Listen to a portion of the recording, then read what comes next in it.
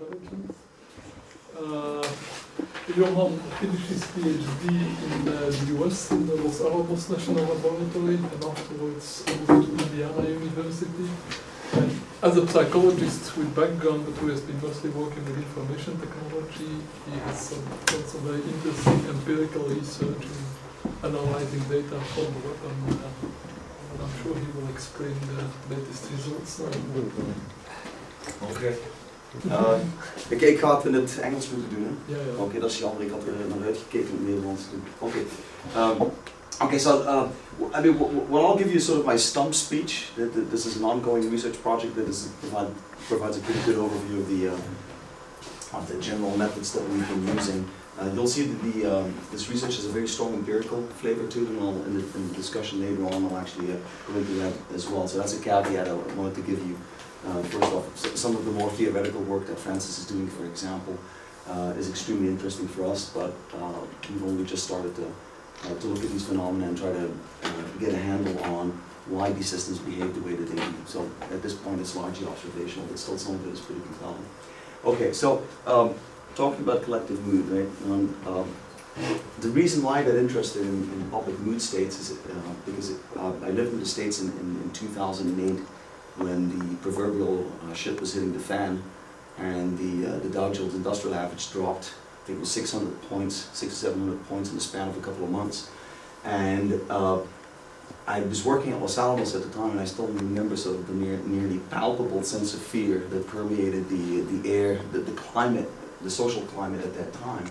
And I got really interested in sort of this notion of collective mood states. And when people talk about collective decision making, collective intelligence, most of the time we're talking about sort of rational decision making processes or rational cognitive processes. But it's clear that emotions do factor in societies. And the question then becomes whether societies experience varying mood states just like individuals do, right? Whether it's sort of more than just the sum of the parts. And if so, the correlate to the question is, can we assess such mood states and determine their socioeconomic correlates? I mean, it's one thing to say that there's such a thing as the zeitgeist or a collective mood state. It's another thing to actually be able to measure it. And so that's what our research focused on. Now, there's been a lot of research on human emotion. A lot of it is nearly universal across cultures and seems to be hardwired into our brains. I mean, if you show these pictures to most people in the world, they will be able to assess the emotions that the individual is exhibiting. And talking about the stock market crash, I mean, I always joke that I went through at least six or seven of these facial expressions in the same day. When this was happening, because as you can imagine, in the US we don't have a retirement system like they do in Belgium. It's mostly money that's being managed in what I imagine to be a big casino on the northeastern seaboard. Now, again, what we're trying to get at is that people do have individual emotions, but it's absolutely clear that crowds and large collections of people can have very strong emotions as well. Another joke that I was telling is that I think this guy's getting really, really upset about the notion of obtaining free healthcare, which is, again, something that can only happen in the States.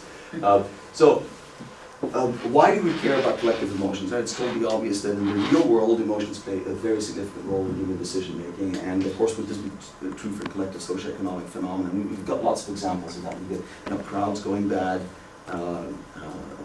Revolts, protests, clearly there's been a lot of negative emotions, collective emotions come into play, but sometimes I was really warmed by the online response to the disaster in Haiti, and a lot of the humanitarian charitable response to that tragedy was actually modulated and mitigated by expressions on Facebook and Twitter. There's the stock market. I'll talk a little bit. Don't expect stock tips, but I'll give you a good sense that we can achieve a reasonable level of accuracy in predicting general stock market movements in large indices, at least like the Dow Jones. When people party, that's it's usually when collective emotions play a role, and of course consumer behavior is another one, where another instance where collective emotions play a tremendous role. And I will say that a lot of social media analytics is, of course, really focused on that, right? How do people feel about BMW? And let's see whether we can gauge that through social media. for obvious reasons. So public sentiment, there's been a lot of research, and I'm actually in the room with one of the experts on happiness research. I should be careful what I say. Right, Francis, you've done quite a bit of research on that as well. Perhaps I shouldn't give this overview because I might piss off Francis. But there's been quite a bit of research on public sentiment and sort of general levels of societal well-being, right? General happiness and satisfaction, quality of life service have been conducted quite a bit, which is quite different from marketing research, right? Because they want to know how you feel about a product or a service, etc. I've always been fascinated by this kind of research, right? And particularly that you can actually gauge a lot of information about a society from simply asking a lot of people, all things considered, how satisfied are you with life as a whole these days, right? You ask people to actually rate their overall well-being or happiness on a scale from 1 to 10, and you do this internationally, you can see that the Americans are a pretty happy lot, Europeans are too. I think this is Belgium and Holland, they seem to be even happier in spite of the gruesome weather. Anyway, so you can correlate this to GDP, etc. What I'm also quite interested with is sort of value surveys, which yield a lot of really interesting information. This was actually published in The Economist, where countries actually rated on 2 scales as a result of a factor analysis of sort of a value survey. I think this axis here is self-expression versus survival values. And, well, in the factor analysis, really you have to come up with names for these dimensions. And I think this one is traditional values versus secular values. And you can see that the Scandinavian countries, Protestant Europe, are up here, where self-expression is valued much more than survival values, and at the same time they're also very secular countries. And if you look at it, I think that the USA is sitting right here, very high levels of self-expression, but levels of sort of traditional values, traditional religious values that are on the level of countries like Mexico and a bunch of other developing countries. So the US is really an outlier in this graph, but sort of the Commonwealth clusters really nice, and then you get Catholic here, within Belgium and Germany. Here's Belgium right here. High levels, but not very high levels of self-expression, and sort of moderate secular versus religious values. But I will say that that's not what we're after. We're not trying to measure general happiness. We're really measuring mood, which is much more short-term phenomena than how people in general are with life and their living conditions. So I'm talking about sort of an emotion that persists over the course of a couple of hours, or perhaps even minutes, but definitely not over months or years. That said, I think that over the past years we've seen really a revolution in social science. I'm trained as a psychologist, myself right here at the University of Brussels, Free University of Brussels, and back then sociology essentially meant getting graduate students in a room and subjecting them to a variety of tests and conducting those kind of experiments. What we've seen over the past I would say 5 or 6 years is what they call computational social science. It's social science that is essentially based on the notion that if there's enough people on the web, on Facebook and Twitter, reporting about their well-being, reporting about their activities, collectively they've already conducted any experiment that you could conceivably plan. And then it becomes sort of this post hoc experimental philosophy where you're trying to look or scan the data for events that satisfy your experimental conditions, and then observe the results in a post hoc manner, right? And using computational techniques that analyze these social networks and analyze very large scale text databases. I mean, right now on Facebook, I don't have to repeat this to you, you're probably very much aware of this, but there's about 700 million users on Facebook, a little more than that. I mean, that's the population of the European Union and the population of the United States combined, right? That's a lot of people. Twitter could conceivably be more than 200 million users, perhaps even 300 or 400 million, depends on how you count. Kathy Berner, who's also at the University, has written quite a bit about social media interaction. She said, well, what it gives us is really sort of a social microscope. So rather than a microscope, which we obtain through performing psychological experiments with 20 or 30 people, what we have now is sort of like a microscope. Data that allows us to monitor society as a whole. And then naturally, of course, we will look at Twitter and people will report about their location, their sentiment, their feelings, etc.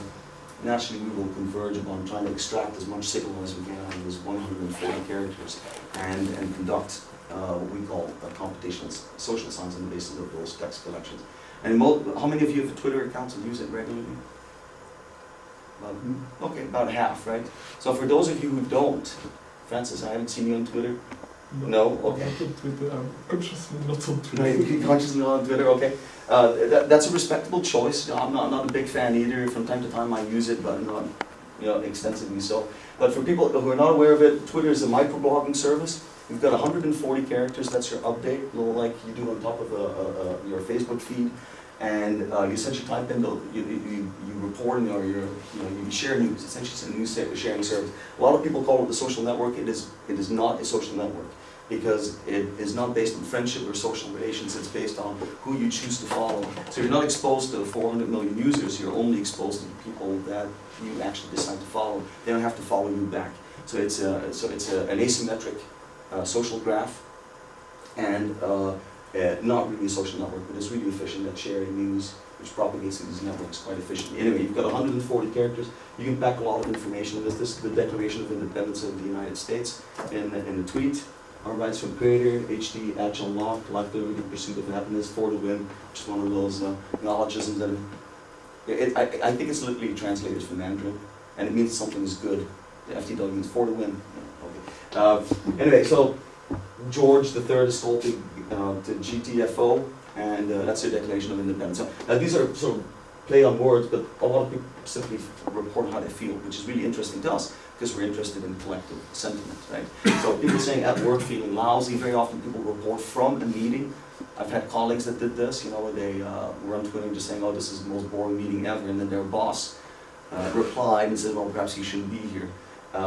So there's a lot of conversations going on there as well. I think there's a lot of information, but people don't give it enough credit, I think. Any news breaks, immediately there's like immediately that news diffuses through the network, people start discussing it, start adding information, start correcting erroneous information, etc. But a lot of it is tremendously interesting, because people act like their own little sensor, reporting about their feelings, their emotions, their mood states, etc. And that's of course something that we can use. So analyzing the chatter, essentially that's the information that you have in Facebook and Twitter. It's all textual information, people reporting about what they do. And there's been quite a number of efforts. I mean, ours is definitely not the first and not the only one, where people look at this kind of data and apply various text analysis algorithms to this kind of data, right? A lot of it based on natural language processing. Assume in 2010 actually performed an analysis of how often a movie is mentioned on Twitter, which seemed to predict quite well box office receipts. And it stands to reason that if a lot of people talk about a movie, that also means that they might have actually seen it or are intending to see it, and that might have a slight predictive value with respect to box office receipts. And naturally, movie studios jumped on this, and I'm sure that they have a startup now that's trying to commercialize this. The other thing that's also really interesting is Google Trends, right? And you can actually track the flu and a whole bunch of other things. They've got a service now where they will cross-correlate a bunch of time series if you submit one, and they'll actually tell you which Google queries best correspond to the time series that you submit. It's very interesting. So for example, if you've got weather, Belgian weather, or the amount of sunshine, and it's a time series over a couple of years, you can submit it to Google, and they'll automatically cross-correlate it to any time series generated by a Google query. So it must be a tremendous search. Have you seen this, Google Correlate? No, it's absolutely fantastic. You submit your time series in Google Docs. Are you looking it up now? No. Oh, okay. Submit it to Google Docs, and automatically it will tell you which Google queries correspond to that time series. Very, very cool stuff. A lot of people have been looking at predicting popular consumer behavior from search query volume. There's been quite a bit of work on predicting elections. Clearly, if a lot of people are chatting about Obama, does that mean he's going to win the election? I'm actually involved in an effort like that as well. It's quite interesting. And there's some really interesting psychological models you can bring to bear on these kind of things. But predicting elections is difficult. I think the jury is out on whether that's possible or not, but there's at least some relatively interesting data available now. And then people have actually been looking at sort of contagion of loneliness and happiness and social networks. We've actually made some contributions there as well, although I should be careful in saying contagion. Loneliness is kind of difficult to get it from somebody else. Well, Yes, yes, yes, I agree. And so you have to take this with a grain of salt. There's also the Following Christakis work on how obesity is contagious by social networks. Well, I've had lots of discussions with Cosma Shalizi that I'll mention later on about whether you can actually disambiguate contagion from homophily in these kind of social networks. And so with those caveats, but at least there's been some really interesting analysis of emotions and social networks. In terms of extracting sentiment indicators from text, there's been lots. I mean, you can just, any machine learning technique that you can bring to bear on text has essentially been brought to bear on social media text as well, right? Support vector machines, you've got naive Bayesian classifiers, I won't go through all of them. An approach that I personally like a lot, that's probably because of my background in psychology, is the use of established lexicons, right? I'll go into that in a little bit. You get the new effective norms for English words that have essentially been normed by human subjects, where not every single word, but at least 1,000 to 10,000 words have been looked at by human subjects and rated along 3 dimensions that are part of the emotional circumplex, right? You've got valence, arousal, and dominance. People essentially say, oh, that's a really dominant word, and it has very low valence. Like for example, kidnapping, low valence, high arousal, and high dominance. So I like those kind of techniques a lot, because there you have sort of a ground truth on whether the use of that particular word is indicative of high or low valence. It's very cultural, but culturally. Yes, yes, very much so. At least with Unila, it's English, and English is spoken in lots of different places, so you have to be careful. It's actually normed differently. They've got male and female values. Apparently, women have very different ideas about, well, not very different, but slightly different ideas about words. And I can imagine a word like rape could be deemed more people will look differently at kidnapping Rotterdam and Brussels. Yes, exactly, yes. So, but yeah, the problem with this is that it would have to be redone for any language in any particular group that you're trying to measure. But these techniques work very well, and there's some universal truth to this as well. It's definitely true that there's divergences and deviations, but sort of grosso modo, right? I mean, again, you're doing this to analyze tweets. Yeah, I mean, it's absolutely amazing. The noise levels in this kind of data is absolutely amazing, and that's to some degree, I think it's a wash. It's a wash. I mean, you could put sort of finer points on and say, well, in Bogota they feel very differently about kidnapping, true, but in general the balance of that word will be pretty low in any culture. The golden standards have been made on Corporal, which have been manually annotated by several. Yeah, that's exactly what the new is. Essentially, you have people that looked at 1,000 words, and I think that Dodds has recently done this using the Mechanical Turk. Where essentially paid people to rate these words, and he's got about 10,000 English words that have been rated. The interrated agreement wasn't bad at all. But again, with the caveat that if you do this in France or you do this in Germany and Belgium, you might have slightly different valences and ours. But in general, sort of on the extremes, I'm pretty sure that these results will match quite a bit. Funny enough, we're actually working on a project now where we're monitoring social media feeds for a very particular part of the world as part of a project for a US government installation, and this issue has come up quite a bit. Anyway, so again, tweets, you've got the problem, you've got 140 characters, you've got a total lack of text content, right? I mean, it's not like you've got a blog post or a book. You've got 140 characters. It's really difficult to train a classifier on this type of data. It's very different. There's no standardized training sets. The question, I mean, dimensions of mood, right? I mean, does mood really fluctuate along one dimension, namely good or bad? I don't think so. I think that there's a lot more to it than that.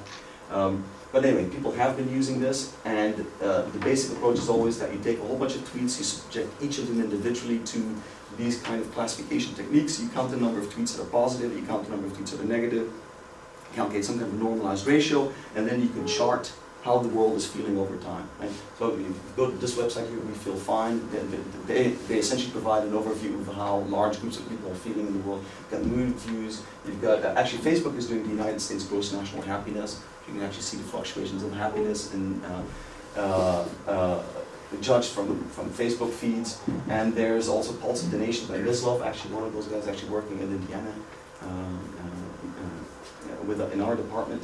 right now, and essentially this is really cool. If you go to YouTube, they produce these movies where the states of the United States are actually, the size of them are varied according to the number of tweets that happens, and they're colored according to the valence of those tweets. So you can see, for example, the sun rising in the east, and then the eastern states become really big because a lot of people start to tweet and they get really happy. I totally don't understand it because I'm not but apparently there's a lot of early risers on Twitter, and then you can see sort of the sun pass over the United States, and you can see people as they go through the working day get more and more cranky in the east, and then you can see the Californians get up in California because it's such a happy place. You can see the good emotions swelling and persisting well into the night. So this is really cool stuff, and they've got nice animated videos, etc. This was done a couple of years ago. And there's also Golden, who published a really nice paper in Science about a year ago, where they looked at diurnal rhythms, and they found that they found tremendous consistency in how the mood of people fluctuates from one day to the next. Like Monday, not such a good day. Wednesday is sort of the high point of the week, and then it starts to go down again, and then it takes off in the weekend. There's a really interesting biological correlates there as well. Okay, so that's a long introduction, but to give you sort of a general idea of the area in which we're operating. And what I'll do is I'll give you two cases of the kind of research that we were conducting. These are essentially two research programs that are ongoing. The first one is where we were interested in subjective well-being, which is essentially just one dimension of mood that perhaps could be labeled happiness, but it's essentially how good people are feeling in general. And where we looked at that from an individual basis, and how people individually in a social network are connected and how that might affect their mood. And then the second one, which might be of most interest to you, is how we're actually trying to predict the stock market using large-scale sentiment analysis over Twitter and other open source indicators. Okay. So anyway, so here's the Twitter data that we use, and this is a data set that we've had for quite a while. We're continuously updating. At this point, we've got a full collection running from 2008 all the way to 2012. It's called the Garden Hose. It's about a random 10% sample of all tweets submitted at any particular point in time. That means about 50 to 60 million tweets per day. That's good. Well, if you ask Twitter kindly, they might actually open up their API. That you have created? Not yet, no. But it might. We are interested. There's all kinds of conditions of use, etc. So perhaps I shouldn't comment, but it is available at least to everyone in our department. It's a common because we are interested, because at some level we would like to test on a mathematical level, and Twitter seems like one of the more obvious. I've been thinking about that quite a bit. Well, we should talk about this after my talk, because I've got very similar ideas. Mm-hmm. I think there's actually some falsifiable hypotheses that could be brought to bear on this. Yeah. And again, it's about 50 million tweets per day. It's a huge data set. It's actually really difficult to manage, but we have it all the way from, well, in principle, from 2006 to the present day. This research was done a couple of years ago, so nationally we only have about 5 million users and only 130 million tweets, but it was still a pretty large collection. But right now, we collect about that many tweets in 2-3 days. Do you also collect some metadata regarding the GIS? So just I have struggled myself to try to capture the exact spot or the region. Oh, you mean the geolocation? Yeah. That's really troublesome. One. That's a really tough one, but we do have some of it is actually geotagged, and then we've been working on algorithms to actually extract. How do you manage? Pretty good. I think we have some estimation of where somebody is. What I've heard is, we can probably get it up to 40–50% of all tweets. What's the level of detail? Down to the city, I think. Oh. Which, well, it's not perfect. Yeah, it's not exactly GPS coordinate, but there's still a lot that you can learn from sort of city level geolocation data. Yeah, and in essence, that's more or less what we did with this collection of tweets. We took all of these tweets and then looked up the users and then went them down and obtained their profiles, etc. So you can actually learn a lot from what people tell you in their profile as well. I mean, if you look for me, you'll find that I live in Bloomington, Indiana. Well, most of the time that's where I'm tweeting from. It's not perfect again, but it might be good enough. In this collection, again, we've got a lot of metadata for these tweets, not just the geolocation, but at the very least, we have a date and time of submission, a user identifier, the actual text type, and then referred. And the type is how it was actually submitted. What does it mean? Well, a lot of people use mobile phones, or they use, yeah. so you can submit it from the web, or you can submit it from a variety of different tools. But I think that they've been deprecated because Twitter wants to control the user experience, as they say. So I think a lot of these third-party applications that people have been using to access their Twitter feeds have gone the way of the dodo. But yeah. Anyway, so we have the text here, and the first thing we did is to try to turn this into a social network. As I say, Twitter is not a social network. It's a directed graph, not an undirected graph. It doesn't express friendship, it expresses interest in what you have to say, because you choose who to follow and who not to follow. So there's a lot to do about how many people follow you, because it's essentially an expression of how many people are interested in what you have to say. So what we did, and again this is sort of a rough approximation, so we took that directed graph and we looked for reciprocated follow relation. So the idea is that if I follow Francis and Francis follows me, that indicates some kind of a tie.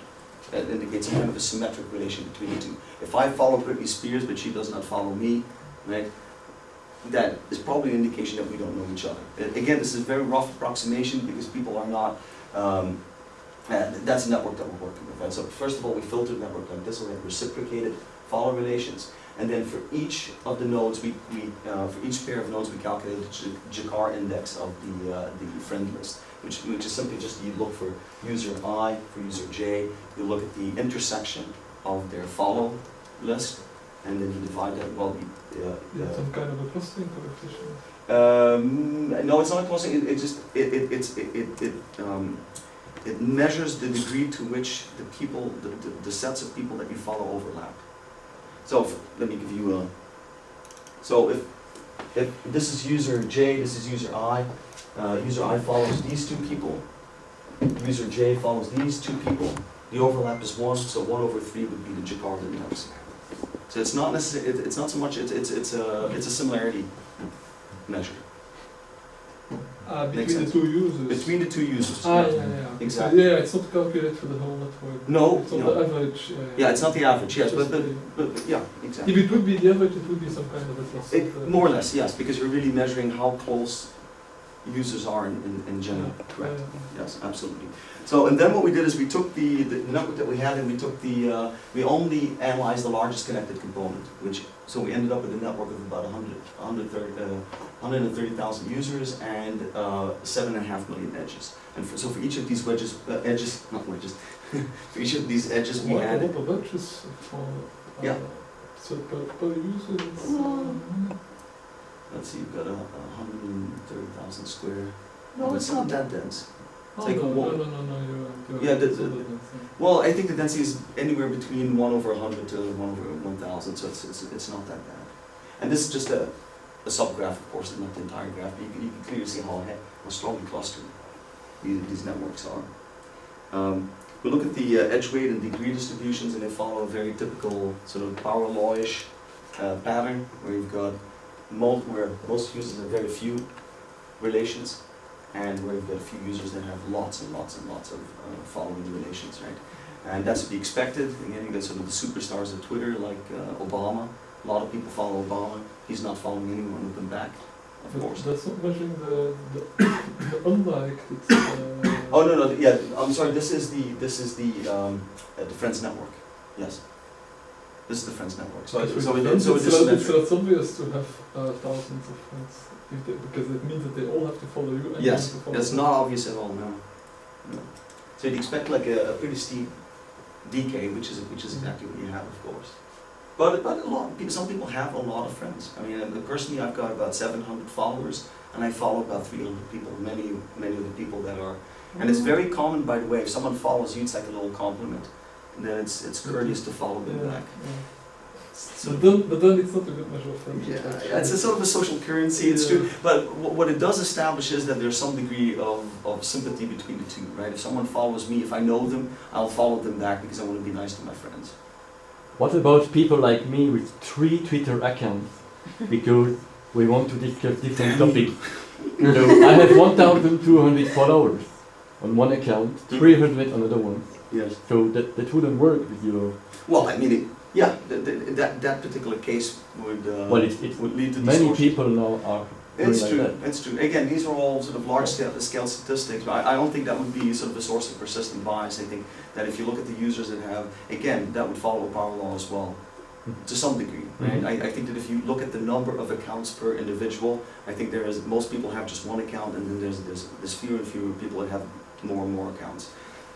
So I don't know whether that would have a significant effect on the data, but we don't, yeah, and it's difficult to, again, a lot of this is, Why would you have multiple accounts? Um, It's not you yeah. yourself, it's Seriously. different things that have Uh, different accounts. It's because, as you said clearly, it's asymmetric graph micro-blogging, and usually you blog on certain topics. So I have one account to discuss smart cities, I have another account to discuss common social graph marketing, and then a third account for my own work as a consultant. So Okay. they are three individual things. Absolutely. So Yes. they don't have to be one person, you can have an account as a thing. Or as a Well, topic. yeah, Is there a No, system we- of tags also, where you could tag the topic? no, I don't think so, no. no. No, you it's a can't pretty do that. basic interface. It's very basic. Post it, update it, your followers receive it in their So- stream, that's it. Maybe it points to in the virtual world, individual in the virtual world, not necessarily mapped to individuals in the physical world. Which Maybe- honestly, you know, we all have our online personas. That's a good point. You know, that you know, sometimes everybody, especially in these kind of online environments, right? I mean, I can pretend to be fancy Johan all I like. People will know me just the same, right? In real life, but on Twitter, you know, people can pretend to be. And what about you know, Just be adopted without bride. pretending.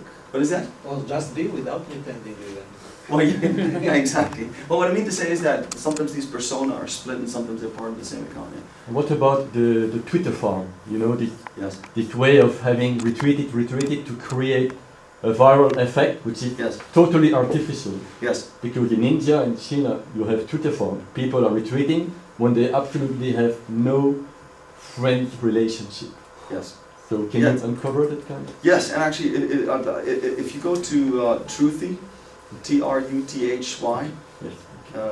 .indiana.edu, it's a project that's funded by the NSF and by DARPA that my colleagues and I are the PIs of, and that's exactly what we do. We're actually looking at those kind of diffusion effects Okay. and trying to determine whether they're natural or not. Or not? Yeah, so we had to stop reporting on the elections because as academics we're not supposed to politics too much. It's only automated spamming or also just... Well, sometimes it could be, you know, the typical sort of Twitter bomb or Google bomb behavior, right? Where I tweet something, you retweet it, and then I retweet your tweet.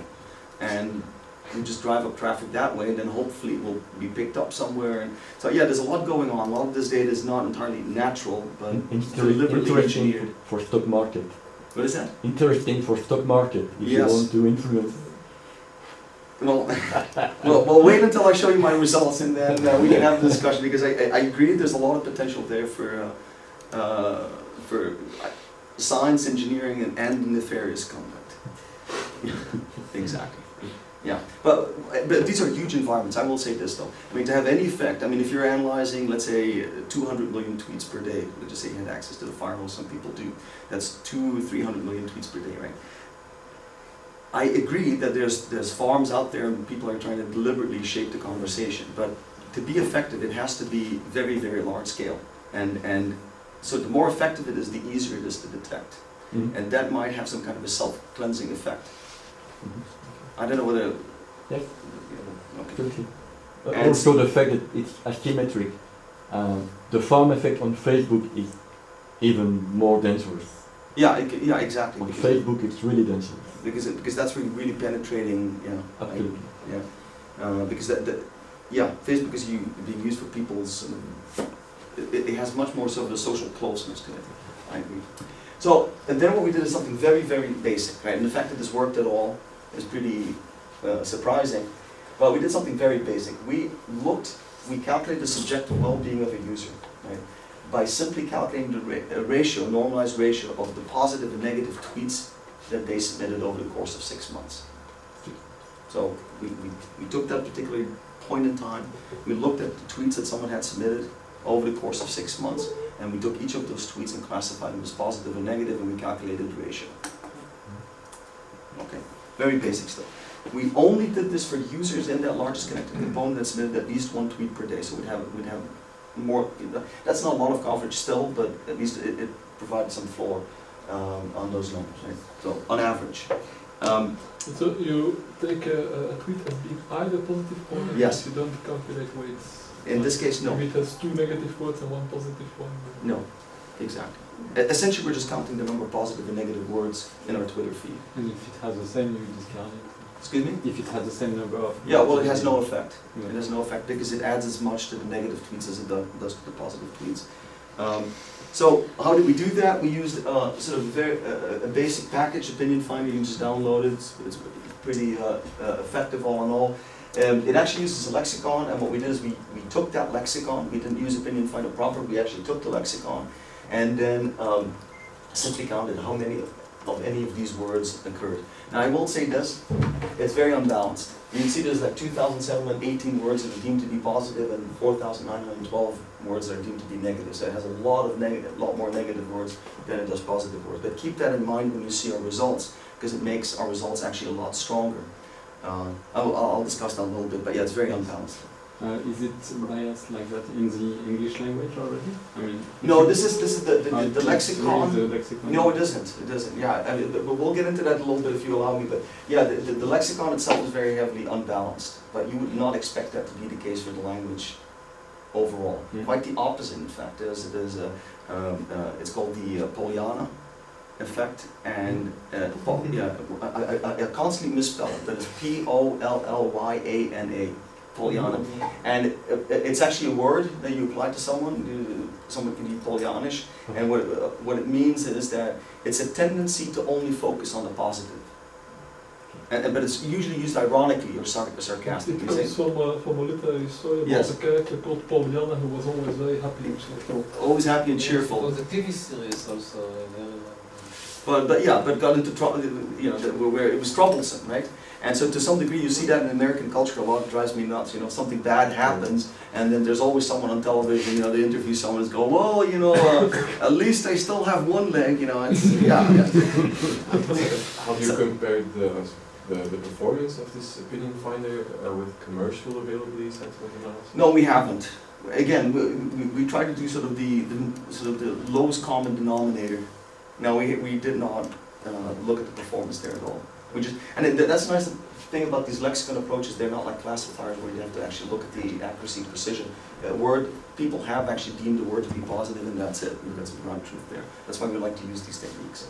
That doesn't mean they're necessarily any better, but at least you have, kidnapping, a bad word. Right? You don't care whether the machine learning algorithm has X or Y accuracy.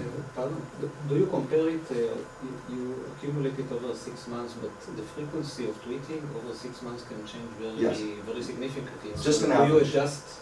No, you don't do any adjustment regarding the frequency of tweeting. No, we looked at... When I'm happy, I'm not tweeting, so... Well, but we don't know that, right? Or vice versa. Well, it could be just the opposite, because again, the Pollyanna effect is such that you would expect people to be a lot more verbal about happy things and about negative things. Again, it might be different, right? I always joke when I'm... There's also the negativity bias. Yeah. If something bad happens, you're more likely to speak about it. Well, I think it's a cultural thing.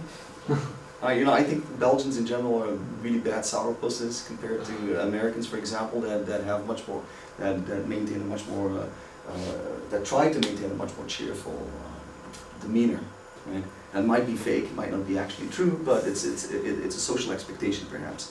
I think in Belgium very often the social expectation is to say disrespect, bitch and whine about everything, right? The weather sucks, and people will volunteer their negative emotions quite easily. I mean, it's a little bit of social comparisons, anecdotal. Might be the people that I hang out with. Anyway, so to our surprise, this worked reasonably well, right? And here's a collection of, for example, tweets that had a subjective well-being index higher than 0.5. So nothing quite feels like a good shower shade. I love it. My beautiful friend, I love you. I mean, this is really sappy stuff, but it's clearly very happy stuff, right? Someone tells you they're very happy. Yeah. they're probably happy. People in Chicago love my conference, love you, my sweet friends. So those are happy tweets, and I can assure you that going through some of these very highly ranked tweets, and also the people that submitted them, by the way, was a jarring experience. And it really made me question my well-being, because I'm just never that happy. But I'm also never this unhappy. And so, as I said, the lexicon is very biased towards negative expressions. But funny enough, if you look at the subjective well-being distribution, I'll show you the distribution later on, subjective well-being below 0 is indicative of some very, very bad stuff. Right? Somebody about to commit suicide, you mean? Yeah, or yeah. to shoot somebody. Yeah, but a subjective well-being below 0, you wouldn't expect that. You'd expect something like minus 0.5, right, given how we calculate it. But below 0, you're suicidal, apparently. And do you treat smileys? Excuse me? Do you treat No, we smileys did. somehow? Here we didn't, but in a previous version we only used smileys. Ah. Because we figured that was an even simpler way of doing it. But the Asian cultures have actually different smileys. And instead of the eyes, they've got like tildes, etc. Oh. So we figured that might not be the right approach. Because in principle, on the web, that's the way to express Yes, emotions. and it's very To clear. use It's very smileys, clear. yeah. The problem is the coverage was very low. People don't use words like body and attack and electrocute. All of these are part of the corpus. Could be part of the corpus, but people don't always use smileys and frownies. So the coverage was too low. We used addition. The results were good, but the coverage was not high enough. Anyway, so now we've got for every user in that set of 130,000 users, we had an assessment of whether they were in general over the course of 6 months submitting rather negative or rather positive tweets, right? And we use that as an indication of their subjective well-being. And as you can see, the distribution is very, very odd, right? So this is the percentage of subjective well-being. This is the scale that goes from -1 to +1. And you can see that there's a big bump right here, a moderately positive effect. And then a big bump around 0, right? I think this is probably sort of, it's a bimodal distribution. And what we're seeing is really that the negative and the positive users are splitting themselves up. Again, the lexicon is not very well, balanced. Apparently the community is kind of split as well. So this distribution has a bimodal shape, and it's very heavily skewed to the positive end, right? Which is indicative of the fact that most people, when they're happy, they seem to talk about that a lot more than they do when they're unhappy. But when they're unhappy, you will hear about it as well. Moving on, so the way that we study this is to use the notion of assortativity versus this is sort of, most of you here are aware of assortativity in social networks. Do you want me to? No? Okay, I'll explain it then. So this is something that has fascinated people quite a bit, right? And this is the notion of homophily in social networks. And by homophily, I don't mean people of the same sex enjoying each other's company a lot. I'm actually referring to the tendency of people in social networks to have similar features. So if you observe a social network, you'll see that people cluster according to sex, religion, race, hair color, musical preferences, location, right? And people have, so you'll see that that's called assortativity. It means that, or homophily. Right? It simply means that similar nodes tend to have a higher probability of being connected than dissimilar nodes in the network. So assortativity is a synonym of homophily? To some degree, mostly it's been used in the context of degree assortativity.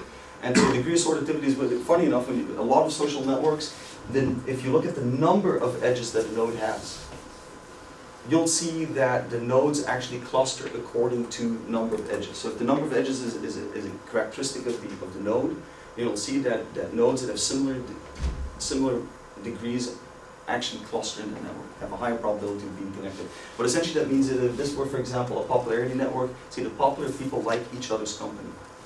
Funny enough. Does that make sense? Well, I lost you a bit. You're simply saying that happy people stay with happy people. And I'm not saying that at all. I'm not okay, saying that's why I'm asking. No. This graph. This is from a paper by Redner, right? And where he gave an example of an assortative network by degree, right? And essentially, this is degree assortativity. Degree, okay. Which means that if two nodes have a high level of degree, they've got a higher likelihood of being connected than if they have a dissimilar degree. Now, for example, some networks, and that's really interesting, don't have degree assortativity at all. I think this is a yeast a gene interaction network. Okay. A gene interaction network for these. And it's highly disassortative, which is where nodes with very different degrees are more likely to be connected. Let me give you. It seems kind of a bit contradictory with the power or the assortativity. Yeah, well, these are very different types of networks, and you will observe very different distributions for these networks. This is very often you see degree disassortativity in control networks, I think, because you've got nodes, some command nodes that have a lot of connections, but naturally they're connected to nodes that have very few connections, so you have disassortativity. Well, assortativity typically happens when people, or when the agents in this network, the vertices in these networks have a natural tendency to like sort of to like entities that are like them, and people are very much like that apparently. I like a whole bunch of different people, but most people like sort of the comfort of being surrounded by people that are like them in many other.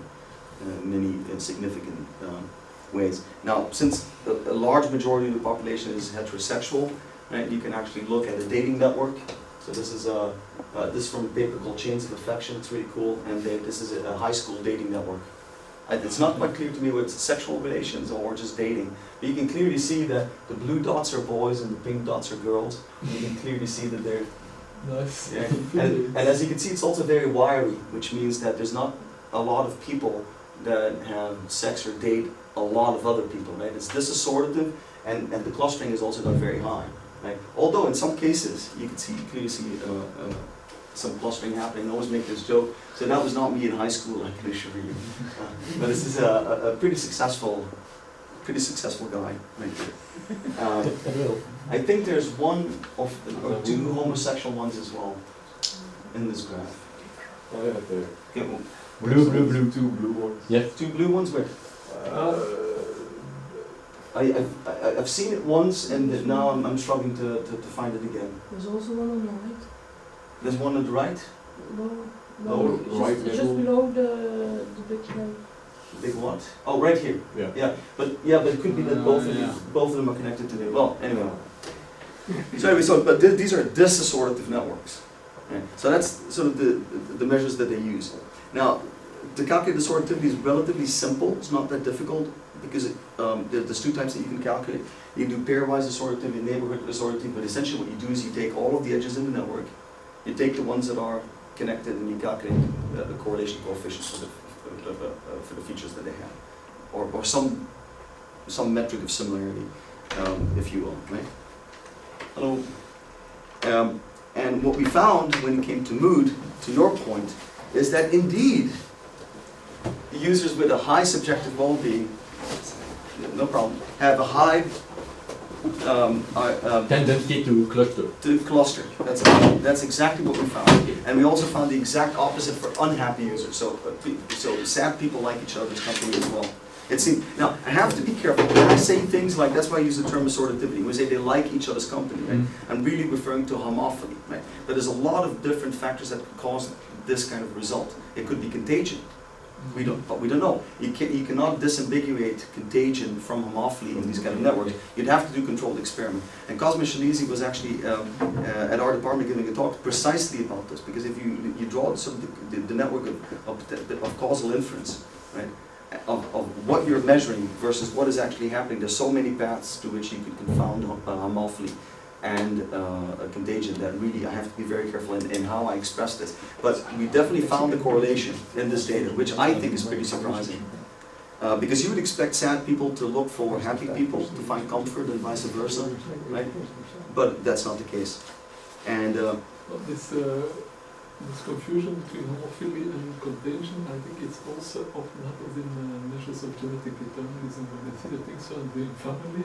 It might not have to do with anything genetically caused, but yeah, in people that either are contagious or that are attracted to the same kind of or similar living conditions. There's been, for example, this paper that obesity is contagious through social networks, right, has been critiqued quite a bit because of that. And I'm sure that they've also found that obesity is inherited, and probably both They have Well, you know, I mean, equally weak. people have critiqued it on the basis of just the underlying data because it's a very sparse social network, but also on the basis of the methodology, where in principle, yeah, I mean, you can control for a whole bunch of factors, and they actually control for the obesity level of the person in the past, right? So they did a multivariate linear regression. That was one of the control variables that they used, but still, statistically, it's nearly impossible to disambiguate these two from these kind of data sets without a controlled experiment. So since we didn't do a controlled experiment, I present this to you with a large caveat that we observe the correlation, but we just don't know why we're observing that correlation. Sorry. Yes, so did you find out a kind of tipping point if you think of the work of Granovetter, who did something similar about people, homophilic, but in residential area, poor people and rich people? Right. There is clearly a tipping point at which point suddenly all people are getting to poor and rich are getting to richer. But there is a tipping point, so which is basically based on the context in here already.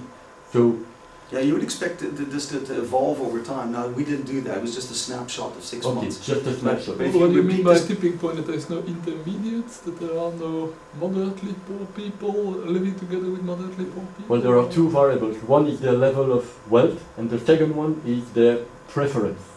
Okay? And you can stimulate it. And you mean if in a neighborhood that there is a tipping point that it turns from poor into rich? Ah, yeah, Absolutely. okay. Yeah, I know what you mean. Yeah, and so we didn't do that here. So it's quite Yeah, possible that you have a cluster of people that looks very happy now, but then someone dies and then they become very unhappy. So that's entirely possible. Yeah, yeah. So it's interesting to do this over time, and in essence, that is what we're doing. I'm actually looking at whether we can at least get some indication of contagion. What I'm optimistic with, though, I talked to Cosma about this as well, is the fact that this confounding of homophily and contagion is only possible where people have in advance. Well, for example, one of the problems here is preferential attachment. So so I look around, where am I going to live? Oh, there's people there that are exactly like me. I'm going to live there. Right now we have high homophily, right? But it's not the result of me becoming rich because I moved to a rich neighborhood. It's the result of me being already rich and looking for a rich neighborhood to live in, right? But there's, as I understood it from Cosman, if you do not know the characteristics of the neighborhood before you move there, right, then homophily, preferential attachment, couldn't be the reason for the assortativity. It's much more likely then for contagion. Good point. To be Now, when people start to follow other people, you only start to receive their feed after you've chosen to follow them, which means that you really don't know the neighborhood, so to speak, before you move in. And that if you rather start to follow somebody on the basis of a reputation that you yeah, to some degree, but we're talking about mood assortativity here. We're not talking. So I don't know. I mean, for example, I chose to follow Stephen Fry. He's very funny. I know he's funny, but I don't know whether he's a sourpuss or generally very happy in advance. I did not know that. I don't know whether his tweets are going to be happy or sad tweets. So at least that kind of preferential attachment, I think. What is that? Which one are they? Because Stephen Fry is kind of Yeah, it's kind of depressive tendencies, and he can be very funny. Exactly. Yeah. Well, most funny people, can be quite depressed as well. But that's what I mean to say. I'm not saying that this is evidence of contagion at all, but I'm just saying that at least one of the paths to which that confounding of homophily and contagion occurs might not be present in this situation. Is what I'm saying. The other thing that we did as well, by the way, we recalculated this correlation at different levels of the edge threshold. So this is the degree of friendship or the degree to which people's social relations overlapped. And remember the Jakarta index that we calculated for each edge. We actually thresholded it, and clearly, if you apply very high threshold, you'll see that there's the neighborhood there's the pairwise assortativity and the neighborhood assortativity, and you can clearly see that the results are definitely sensitive to that edge threshold, but not very sensitive to it. You can see that actually the neighborhood assortativity goes up as expected because it's the Jakarta index of people's degree to which users' social environments overlap. But even pairwise, that's the case. So taking all edges into account, we've got a correlation coefficient of 0.4, but highly statistically significant. But then again, we have a huge sample. That's a little misleading. But at very high thresholds, we're only looking at the strongest highs. You can see that this correlation actually grows quite a bit. Yeah. So when people share very strong ties, it's very likely that people will exhibit mood assortativity. And if you look at the graphs, these sort of heat maps, the color indicates the density of points in that particular area. You can clearly see the bimodal distribution of this. You can see that so this is neighborhood assortativity. You can clearly see, and so every point on this graph is a pair of users. Right? So this is user 1's subjective well-being and user 2's subjective well-being. And you can clearly see that users cluster in sort of the negative cluster and sort of the more vague positive cluster. Here. And then you've seen that in that bimodal distribution I showed you as well. Neighborhood, do you mean an average over the neighborhood or any? Yeah, perhaps I didn't explain that. Someone asked the question, I might have been sidetracked there for a second, but we calculated pairwise assortativity and neighborhood assortativity. Pairwise assortativity is we take the pairwise edges, for example, between you and I, and then we compare our mood state. Well, our subjective well-being over those 6 months. Neighborhood assortativity is where I look at myself and everyone that's in my K equals 1 neighborhood. I calculate an average of their subjective well-being and I compare that to my own. So that adds a little bit of information. That is, neighborhood assortativity essentially indicates the degree to which people are similar to the people that surround them in the local network. So the upper ones is the average over the neighborhood. Yeah, the lower yeah, exactly. So ones. this is like an ego network assortativity and this is pairwise assortativity. No, the other Oh, way. is it flip? The other way around. Yeah. Yeah. On the Yes, top yes. is neighborhood, I'm sorry, and below is 1-to-1. Yes, Correct? Thank you. Yes, Oh, you're okay. correct. What's the difference between the left and the right? Let's see. I'm sorry, I'm a little jet lagged, so let's see. Confusing the heck out of me. I think this is at different thresholds. Yeah, Oh, yeah. These are at different thresholds, but they're not noded to my display. Sorry about that, but this is at different edge thresholds. Yeah. So this is at a higher edge threshold. The ones on the right are a higher edge threshold than the left. Makes sense? But I know what the threshold is in this case. I apologize for that. And I can look it up. I suspect that you can then see some global shift depending on the overall mood. Yeah, that's really interesting, and thank you for that idea. That's actually a great idea. no, I don't get it. Well, for example, just say a big disaster happens. Yes. Then you would see, IT, if you produce the same map over time, you'd animate it, you might actually see these clusters wander. yes. And that could be quite interesting. Yeah, the clusters would maintain their continuity, but they would just move in Or- different place of the. Exactly. Okay, you could use that to like automatically extract from Twitter when, for example, a goal was made. Yes, Yeah. people have been doing that. Yeah. People have been doing that. There's people looking for sort of breaking news, so to break the news before it breaks. People have been doing that quite a bit. But here, in essence, you could look at these contagion effects by calculating some assortativity over time. So you'd have to revise the definition and make it temporal. It's a great idea. Thank you. Yeah, it's very good. Okay, so here's sort of an example of that network. This is a sample of the network that I just showed you, where you've got a bunch of red nodes here, which means that they're happy, and the blue ones are sad. As you can see, you don't have to be very blue to be sad. You don't have, but the red ones are pretty strong. The size of the nodes is by the number of connections that they have in the network. And you can clearly see the level of clustering that takes place, although there's definitely connections between those two clusters. So just a sample, but this is something that we saw in the network quite a bit. Again, a very high level of clustering according to this network. This is a really cool one, I think. This is, you can't see the coloring, but the dark ones are blue. And here's the ego network of the world's most depressed user. Perhaps we should send flowers and chocolates. But it's kind of funny, right? This would allow you to find the most depressed user If it's still alive, by the way. If you're still alive, yes. And then What intervene. would be interesting to have this by location. Where Yes. are they? Yeah, where are they? Yeah, exactly. Where are they geographically? Yeah, and I agree. That would be very interesting. And again, this points to all kinds of public health possibilities. I mean, one of the things that we've worked on, we recently submitted the proposal. That's essentially what we're doing. Right? You track individual users over time, and when sort of the emotional configuration becomes troublesome, it might be possible for certain entities to intervene, because you can actually mention someone and they'll receive it in their feed. Right? Say, at Johan Bollen, how are things at home? You know? right? And even if it's automated, it could even be automated, but I think people are very susceptible to these kind of, so susceptible that very often they don't really, their emotional responses don't differentiate well between sort of a human contact and an artificial contact. There's the old Eliza program. Yeah.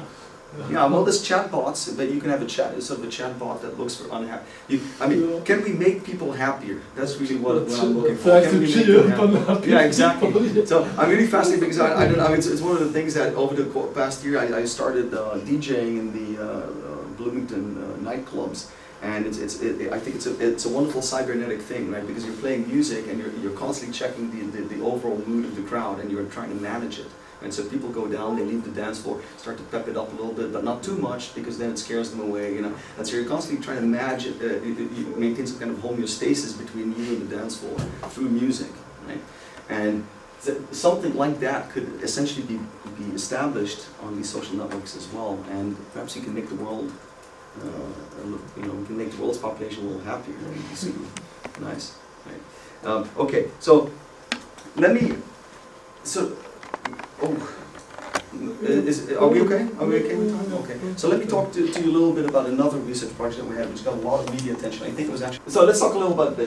This is a different data set that we used here. This was done. This work started in 2009. Took quite a bit of time. It was finalized in sort of 2010, published in 2011, and over the past year, over beers, I'll discuss this a little more. Obviously, there's a lot of money involved when you talk about the market and sentiment. But the data set that we had here was one that was pretty complete. It was all tweets submitted from 2006, from the very first Hello World tweet to December 2008. Now remember, the fall of 2008 was when the markets plummeted. We also had a presidential election, several national holidays. So this was a really interesting period for us. So we decided to work with the data in spite of the sample being relatively small, only 2.7 million users and only 10 million tweets total. And again, 10 million tweets is about 3 or 4 hours worth. To us right now, in not 2 years, but a couple of hours, right? But still, 10 million tweets, not so bad. Did the exact same thing, although we used a different mood analysis. I will not give you too many details about that because it's now licensed technology. The university actually is commercializing it through my startup, and so I won't give too many details on this, but it's based on sort of explicit expressions of mood. So instead of just looking at whether people use happy or sad words, it's based on looking at whether they are actually making statements about their condition, and then evaluates that condition. So we're looking for. I'm feeling great, or I'm feeling sad. Yes. So we're looking at high precision, low recall. If you want. Okay. And funny enough, a lot of people do explicitly report in the mood expressions. And this is analysis that I ran a year and a half ago, and you can see, well, perhaps 2 years ago, but you can see that the number of what we deem to be mood expressions, if you will, and it doesn't have to be that literal. There's a lot of sort of magic, secret sauce stuff that goes on there now, but anywhere between 5 and 7% of tweets are people really saying something about their condition at that point in time. So there's a lot going on there. And this is something I actually learned at the Vrije Universiteit Brussels as a psychology student. We actually discussed this test in our psychometrics class. And it's the PALMS, Profile of Mood States test. It's a questionnaire that's based on 72 words. It's intended to be taken several times for people who are on a particular pharmacological regime, or that are exercising, right, looking for overtraining, etc., because that seems to have an effect on enhancing its mood. It's a questionnaire, 72 words. Just go through and say, yes, this applies, does not apply. You know, are you sad, happy, angry? Check it off, right? And now we've got these really convenient forms that actually have what you call like a carbon copy on the backside, right? And it automatically adds up, and you can automatically norm the value that you say, well, a male, 30 years old, and looks to be particularly calm. Uses 6 dimensions. We've renamed them to calm, alert, sure, vital, kind, and happy. We didn't use the PALMS proper. We actually used it sort of an inspiration for a tool that we built in-house. Goes well beyond term matching, learns from the web, learns colloquial word use, etc. There's a lot going on, but essentially what happens is that tweets go in, and a 6-dimensional evaluation comes out of that tweet. So for example, something like, I am so not bored, way too busy, feel really great, right? Would be ranked or rated along the 6 dimensions. This is not particularly calm, not particularly clear-headed, very confident, quite energetic, somewhat agreeable, and quite elated. So it gives us a 6-dimensional picture of the mood exuded by someone's tweet. It works amazingly well, and I think we were happy, we were lucky. And I'll discuss this a little bit when we found the correlations that we did, because a lot of this research is based on sort of binary classification, positive, negative, like we did before. Right? So you use a classifier, a support vector machine, or a naive Bayesian classifier. So well, you use the word kidnapping and rain. Those are unhappy words. So this is an unhappy tweet. Right? So essentially, you're throwing twins in 2 bins, happy or sad. What we did here is a little different from that. We're actually rating tweets along these 6 dimensions, and there's quite a bit of information in these. Okay, so I won't go into the technical details too much for reasons that I've just explained, but tweets go in, we get these 6 values, and these 6 values come out. Okay, so what do we get? We get a bunch of squiggly lines, right, that essentially tell us how the mood state of the world, or at least the Twitter user community, fluctuates over time. Electromotogram. What is that? Electromotogram. Yeah, exactly. That's a good one. Yeah, I like it. And so you can see how this fluctuates. Some of this is noise, but there's definitely signal in here, right? I mean, if you look, this is the 2008 election. I'll go into a little bit of detail, and you can see big spike. Oh, I forgot to mention, these values have been converted to z-scores using a running average and a running standard deviation, so that they're on a comparable scale. So this is a 4 sigma deviation from the long-term trend. So you can see that people are very happy after the election, right? Not particularly agreeable or hostile, they're quite energetic the day of the election, very confident the day after, and exceedingly nervous the day before the election. Yeah. So there's really, these mood dimensions do fluctuate relatively independently, which means there's a lot of really good information there beyond just doing positive, negative effect. Right? I'll show you a case study here. I just discussed it with the election. You can clearly see how the electorate's mood changes over the course of those couple of days. People are very nervous before the election. I can assure you, I mean, I was biting my nails the day before the US election, because it seems that with every other election we get closer and closer to the precipice.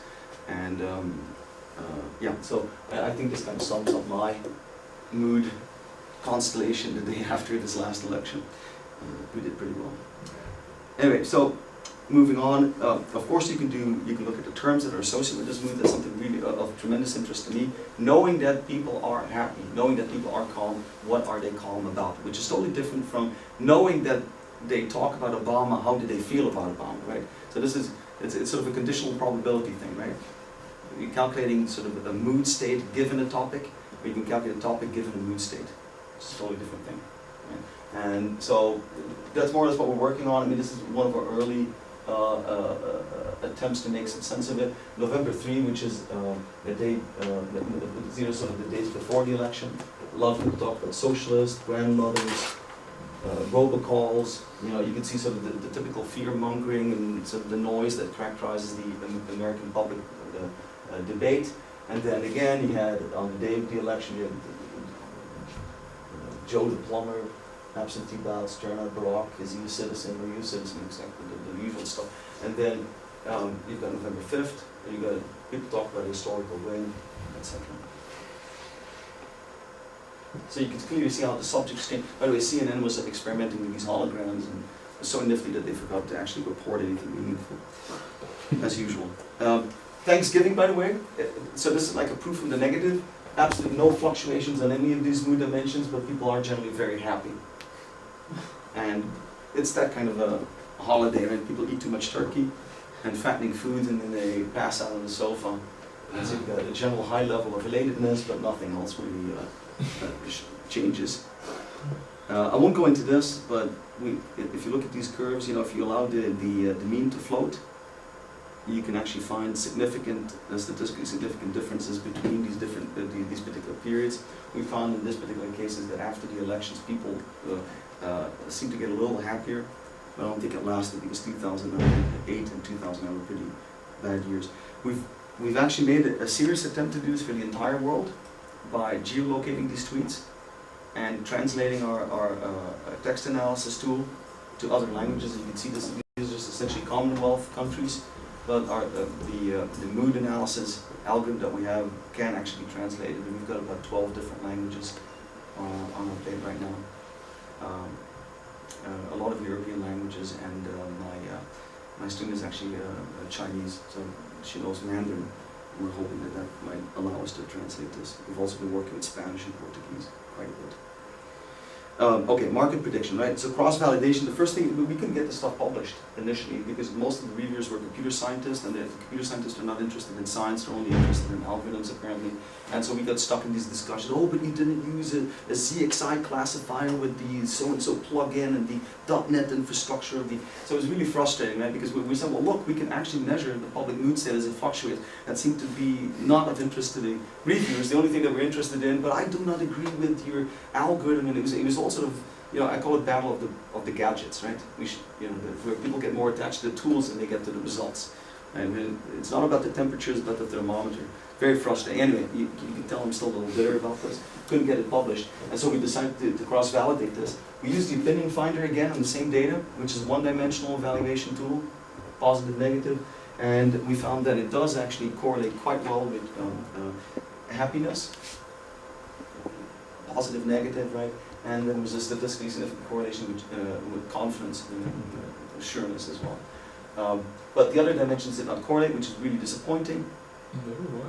It should be the independent dimension. Yeah, well, it was disappointing in the sense that I would have rather had some degree of overlap, at least in certain time periods, and we didn't. And you're right. I mean, it shows that there's extra information here, but you have to accept that these aren't random measurements. That was exactly the point that we're trying to make, is that these aren't random.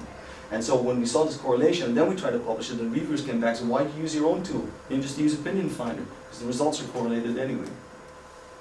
So it was really tough for us to get this published, and that's when I told my students, well, I mean, it's one of those Hitler, you've seen those movies on YouTube, where Hitler subtitled? Have you seen one about the third reviewer? No? Hitler gets really mad about the third reviewer that rejected his paper. And so that was kind of, the women are in the hallway crying, and Hitler is shouting at his journals. It's exactly like that at Indiana University when we got that rejection notice as well. So I told my students, let's do something, let's try something big, right? Just take the Dow Jones Industrial Average, we have the data anyway, and see if there's any correlations. Let's try to cross-validate it that way. Not with other mood measurements, but with real-life market data, Gallup opinion polls, etc., and see whether we can validate it that way, because there could be correlations with certain mood dimensions and not with others. That was kind of my gut feeling. And so here's the methodology that we used. The first thing that we did is we took our Twitter feeds, we performed a text analysis. We also applied Opinion Finder, so we had sort of a third-party tool, and then our own tool, which gave us ratings across 6 dimensions. Opinion Finder 1 dimension, so we had 7 dimensions total, and then we performed the range of causality analysis. Which is something that econometrists use quite a bit to see whether time series are correlated. So it's essentially multivariate regression analysis over the lagged time series. So again, I don't want to get into, I'm not a philosopher. I know about correlation and causation, right? But I think it's also, how do you say it? In Dutch we say dooddoener, right?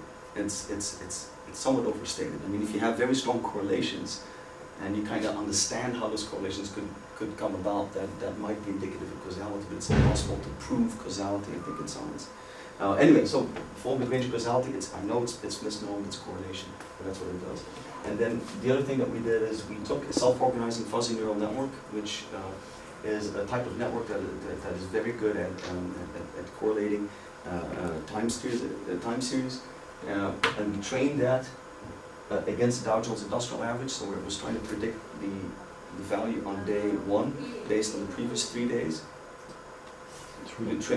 Only 3 days. Right? But on the 7 dimensions. With and without the 7 dimensions.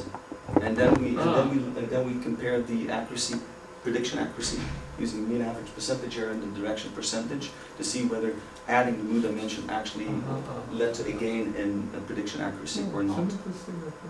Well, it's very pragmatic, but the nice thing about a self-organizing fuzzy neural network as well is that you can actually look at the structure that it ends up in, and it gives you some kind of a symbolic representation of how these 2 time series are predicted. We're actually working with some new techniques now that are even more promising. We can talk about that a little later.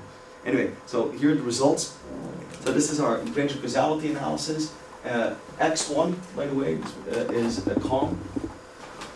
And X2, let's see, is alertness, sure, vital, kind, and happy. And you can see the only statistically significant p-values we found at a lag of 1 to 4 days with calm, right? So this is where calm is actually predicting the Dow Jones 1 to 4 days ahead of time.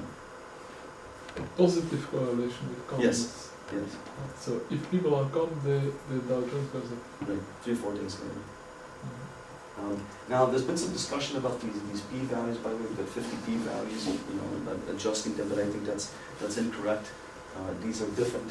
These mood dimensions actually vary independently, so each of these are different conditions. And this particular configuration is quite unlikely as well. It really points out that there is an actual effect, because it's only calm that seems to be Are these predictive. correlations? Because the other correlation seems to be. Excuse me? Are these correlations? No, these are p-values, I'm sorry. These are p-values. P. Yeah, yes, these are p-values. There's one significant p-value right here for, at 5 days for happy, that's sort of marginal. But anyway, these are pretty shocking results, because this is ahead of time, right? Because we're looking to cross-validate, and I was expecting either same-day correlations or sort of negative lag correlations where, you know, the Dow falls 100 points and then it affects our mood, which is much more likely, but it turned out not to be the case. So here's a graph that kind of represents that. You know, so this is the Dow Jones Industrial Average. So these are day-over-day differences raw, but converted to z-scores. And these are day-over-day differences of calm, converted to z-scores with running mean and running standard deviation as well. We overlay them graphically, and we've been doing this. I can show you some graphs later on that we've been producing for 2011, especially the summer of 2011. It's crazy, absolutely crazy correlations like magic. And you can see where the peaks and the troughs of these graphs line up. It means that I forgot to mention the mood is shifted forward in time by 3 days. So where they line up like this means that our calmness predicted the direction in which the stock market moved exactly 3 days later. Make sense? So you shifted one with 3 days. Yeah, so the mood has been shifted forward by 3 days. Yeah. And so where they overlap, you can see that, I mean, there's a lot of overlap. I mean, it doesn't look like much, but this is well above chance level. Right? And if you, for example, the magnitude isn't always the same, right? But if you look at this pattern here it's actually ahead by more than 3 days, right? Then falls back in line. See, here it's actually wrong. Well, no, not really. See, because these peaks align. I know you can fool yourself into thinking that these are correlated. That's why we have statistics. But still, it's a pretty phenomenal effect. I mean, we look at even the shape of these two. Of these changes are the same. I will say this though: when the big announcement was made that we're going to bail out the banks, that's when the dimensions actually diverged quite a bit, which is kind of like a proof in the negative, because the crowd may be wise, but they're not clairvoyant. Right? But yeah, as you can see, a lot of overlap here, and this pattern has persisted for quite a while. We haven't published on this for a year and a half now. You should, because I will influence it. Yes, exactly. And we could go into that over a bit, but we haven't published much on this, but I can assure you that this, and I'll show you some graphs in private, this effect is held Become a millionaire first and then show it. Yeah, exactly. Well, I've got a startup that's doing exactly that. We're actually commercializing it. We'll see. But the proof, I mean, the proof is in the pudding, right? I mean, you So need to see. it proves that the American Dow Jones is extremely rational with the mood state as a sort of rationality. Well, So. let me put it this way. I don't think it's entirely inconceivable that emotions play a role in investing. Right? A lot of it is automated nowadays. Right? It's algorithmic trading. And it's just machines executing strategies. But there's still day traders, there's still people who trade manually, and well, there's actually people who believe that the market itself is a mood ring, is like a mood measurement that reflects mood much more than fundamentals. Over the long term, yes. Microsoft, good investment. Over the next 5 or 6 years, they'll do well because the technology sector is growing. Fundamentals, yes, in the long term. But day-to-day variations, there could be a lot of emotions there, and we might be picking up on that. Maybe machines react to the news. That's also possible, because that's another point. These are correlations, right? We don't know where those correlations come from. We don't have the models to explain why this is correlated. We just observe that they are. So it could be a weird effect where yeah, the machines respond to the news and then trade accordingly, and then, yeah, it's possible. But we can find this out because my students actually been working with Thomson Reuters, and they do a lot of news monitoring, and so you get these time series, and you know you can use those as a controlling variable in this kind of analysis and see whether the effects still persist. Not look for rationality behind mood changes. Well, we'll go into that a little. I don't want to bore you too much, but my feeling is that there's actually some information processing, collective information processing going on, and so mood is no more than an evaluation of an event, right? Something happens, right? Let's just say that a certain law is passed. So you mean something happened in our brain from a social pattern generation point? No. What I mean to say is that we make evaluations of whether things are good or bad, or individually every single day, right? Yes. I think what's happening on the web and on Twitter is that this has become a collective phenomenon, where people are collectively evaluating things, and they converge on things, and that's what we're picking up. That's the collective mood. The collective mood is really people looking at particular subjects and collectively converging on some kind of an evaluation of whether this is good or bad. Like Obamacare, to give you the example, right? It might take a while, but people look at it. There's people who critique the law, who find flaws in the law. There's other people who respond to it and say, no, that's not true. It is actually doing X, Y, and Z. And collectively, some evaluation emerges, and I think we're picking up on that. So it's collective intelligence that's occurring, but I don't know how to actually prove that that's what's happening, but I think collective emotions are essentially a way for society to evaluate, to provide some kind of final analysis of whether something is good or bad, or whether but I think we should be afraid of it or there are not. two factors here. It might be that different people are independently picking up the signals that say that things are going better or things are going worse, and that creates kind of a collective mood. Or it could be that you have a non-linear effect of contagion, that one person Exactly. infects the other with. But I think these can be distinguished from the patterns, from the diffusion patterns. That's something that we should talk about, because that's something I'm working on right now. I think you can actually define two types of mood. You can type the mood that is sort of only the sum of the parts, and then you can actually measure the mood that is more than the sum of the parts. Yeah. And that's where we get into global brain style 20 thinking. years ago it wasn't like that. It's because your social network that it is like that. Yes, of course, they've enabled this. Right? I mean, they're both the tool that generate the phenomenon and also the tool by which we can observe it. So we should be so lucky. The other thing I will mention is that the self-organizing fuzzy neural network in this case, with social mood added, was correct 86.7% of the time over the test period. I will say this though, that's another point of critique in the paper that I freely acknowledge. This was done over 1 month of training, only 1 month of training, December 2008, which isn't very much because you got weekends, etc. But still is a pretty significant effect. But again, combined with the Granger causality analysis, the sort of visual analysis, it's pretty compelling support for the notion that we have some kind of predictive value here. Okay, so I'll end the discussion here because I mean you've been very patient. I've been talking for an hour and a half. I've never sat through an hour and a half presentation without someone falling asleep. You haven't. Okay, so I think I'm really fascinated by this notion of computational social science. Right? And it's sort of this notion that if the universe is infinite, any experiment that you can think of has already happened, somehow or somewhere.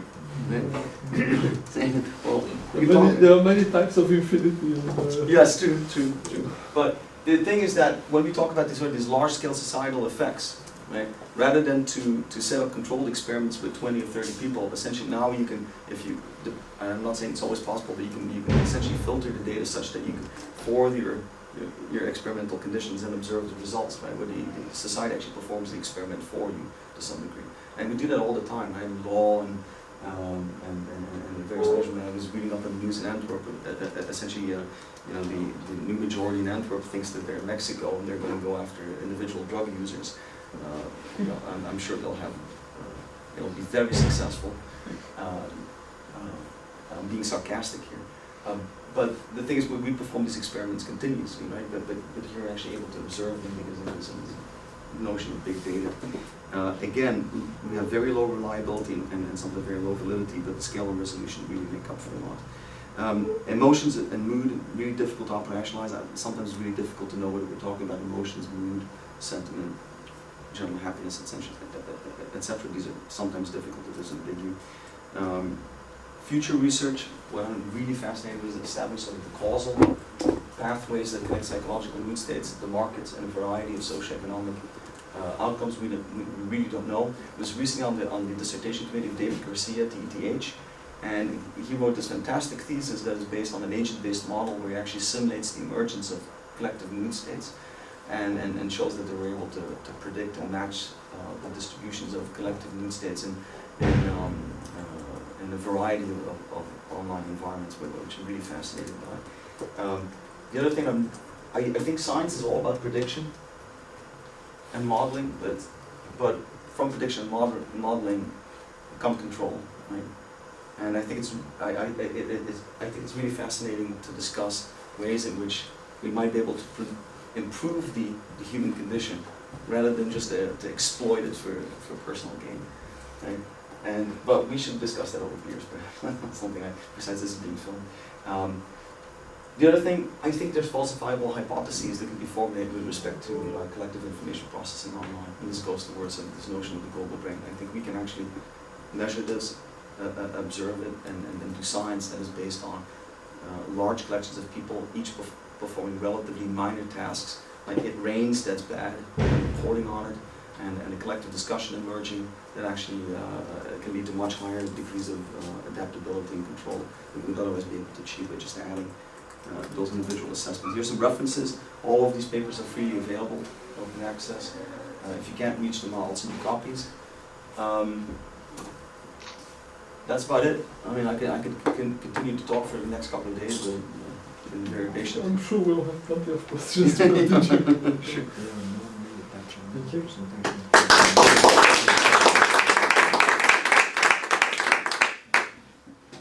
Can you say a word about how you count Twitter users? Because in two different slides there are 200 million and then 400. Yeah, it's a little confusing. So yeah, so these are two separate research efforts. One of them used a more recent data set where that ran from let's see, 2009 to 2010.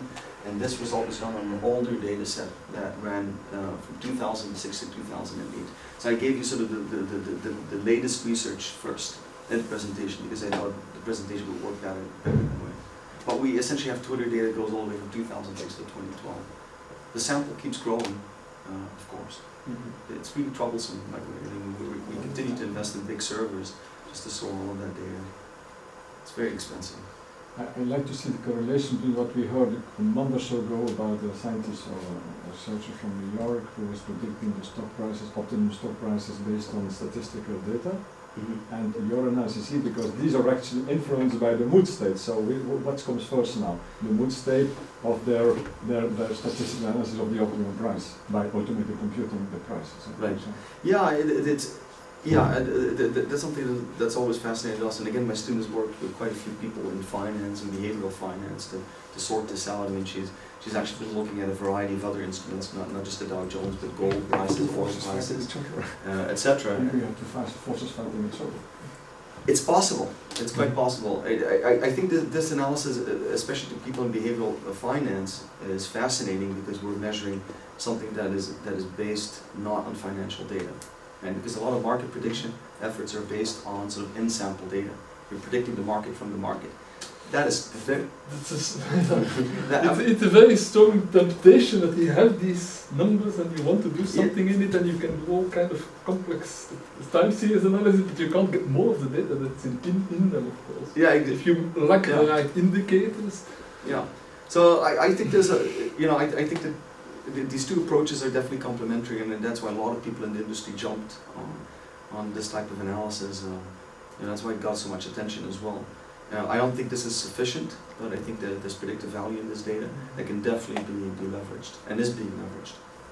I personally know that for a fact. So, but again, I'm interested in the science here as well, rather than just to tell a hedge fund now I just have to make more money. I mean, it's absolutely fascinating, right? That what is after that? I mean, if you look at the market, right, again, you've got the efficient market hypotheses, right? You've got sort of models that are based on Semi-efficient. semi-efficient market hypotheses, right? Yeah, but the what I'm saying is that what we have here is an entirely different measurement, right, from what we had before. Unless, of course, you believe, like some people do, like some people at the Socionomics Institute, that really believe that the market is measuring mood. That's all it does. And then they're very radical about this, but yeah, they believe that the market is essentially a mood measurement. And that might be the reason why we're observing these kind of correlations. It could be that there's such a thing as a collective mood state, and it does shape the market, and it does shape Twitter communication. We're just picking it up a little earlier. That's another possibility. What about the market shaping the mood? The market shaping the mood? That's possible too, but that's not what we observe. 3 days. Yeah, we don't observe. It's not symmetric. At least you are 3 or 4 days ahead of the computer-traded price optimization. So Yeah, well, I mean, that doesn't necessarily mean that you can use this to make money, because the lag might be dynamic. Sometimes it might be 2 days, and you've seen that in the graph. Sometimes the peaks definitely line up another 3 days, but at 2 days. It might accelerate a little bit depending on news. Right? If there's big news and everybody's paying attention, then the cycle might actually get a little shorter. We just don't know. So it doesn't mean necessarily you can make money using yeah, this. but for the real-time traders, I mean, that's ideally information. Yeah, it's very good Not the information. long-term traders, because they're missing all the time. Anyway. No, and we are generating a signal. That's what my startup does. It's called Guidewave Consulting, and that's essentially what we do. We license this from the university, so we've got an exclusive license for this technology, and we have very large social media coming into our servers. We analyze it, and we have an output of a signal via an API that a hedge fund can plug into and then leverage in there. And why is the lag so long? We're talking in days. Yeah, that's crazy. I don't understand that at all.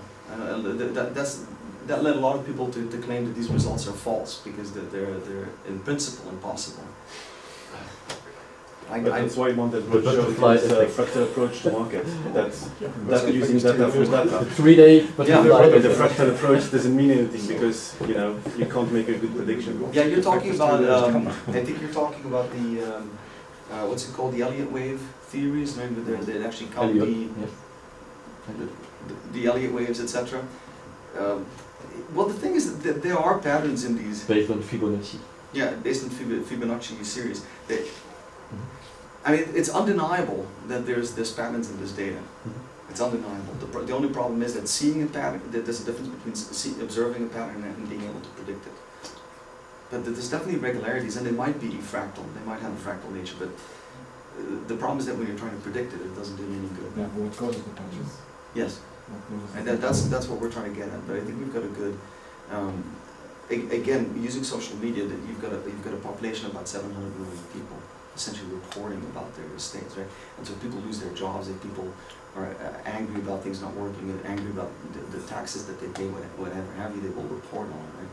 And that will shape politics and economics.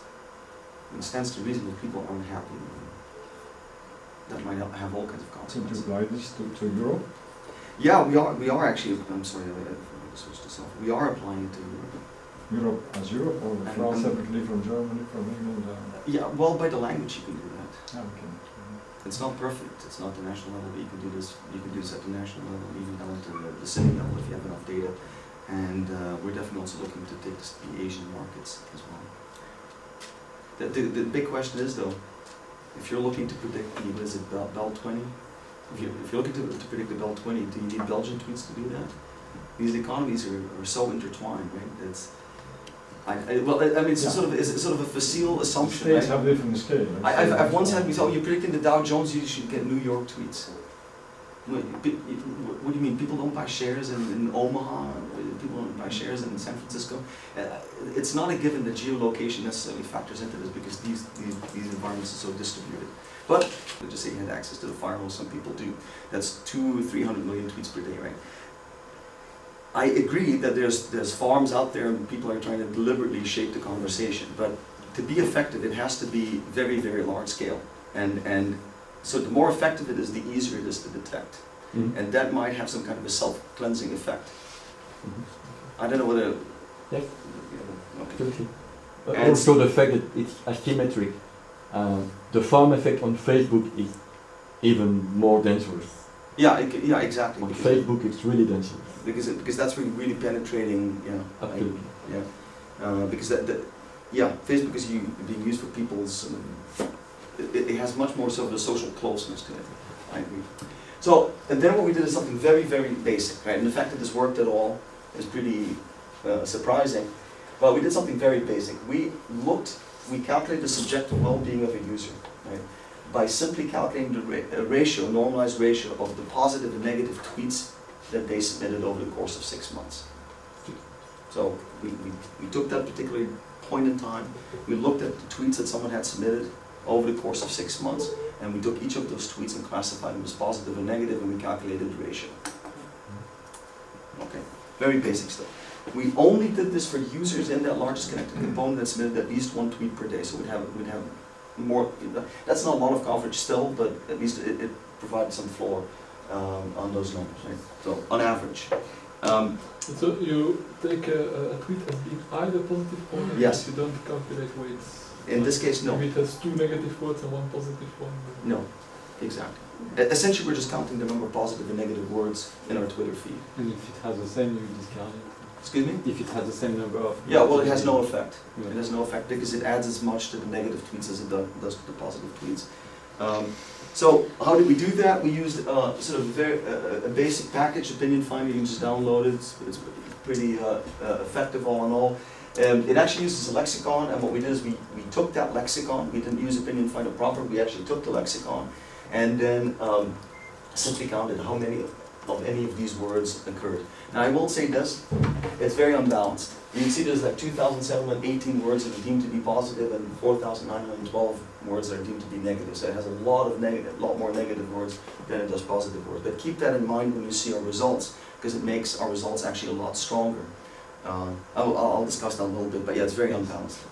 Is it biased like that in the English language already? I mean, no, this is the lexicon. The lexicon. No, it isn't. It isn't. Yeah, I mean, but we'll get into that a little bit if you allow me. But yeah, the lexicon itself is very heavily unbalanced. But you would not expect that to be the case for the language overall. Yeah. Quite the opposite, in fact. It's called the Pollyanna effect, and I constantly misspell it. That is Pollyanna.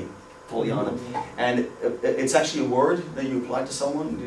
Someone can be Pollyannish, and what it means is that it's a tendency to only focus on the positive.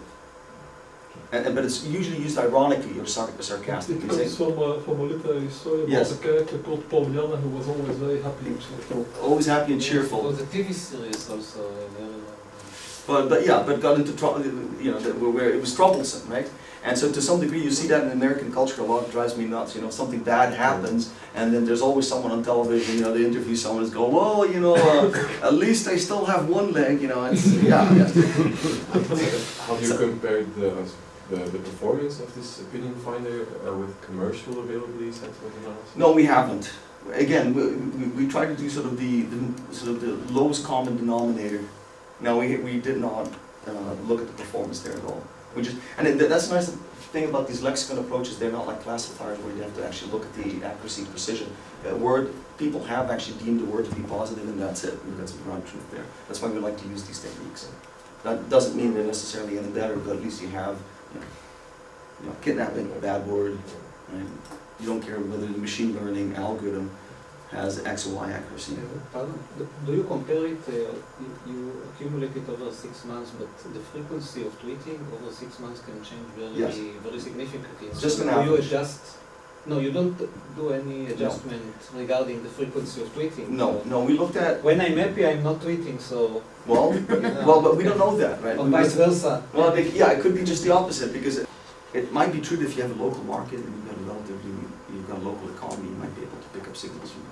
Now, what will be the influence? I'm asking this question because I correlated to what we heard a week ago about the 300 institutional investors who influence 90% of the market, 20% of the market. Now, how do you go about that? Just follow them. It could be. I mean, it's also possible that we have something like that going on, that these people are very good at picking up sort of the general mood. and or they might not be very good at it, but influence the market as a result of that. That could lead to a very strong Oh, they have the predictive same effect. Yeah.